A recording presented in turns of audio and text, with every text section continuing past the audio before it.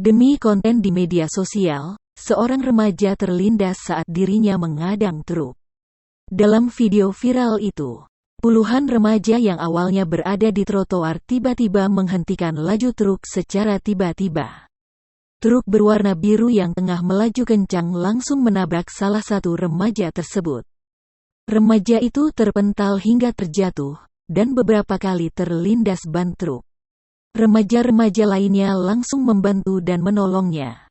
Kasat Lantas Polres Metro Bekasi, AKBP Argo Wiono membenarkan peristiwa tersebut.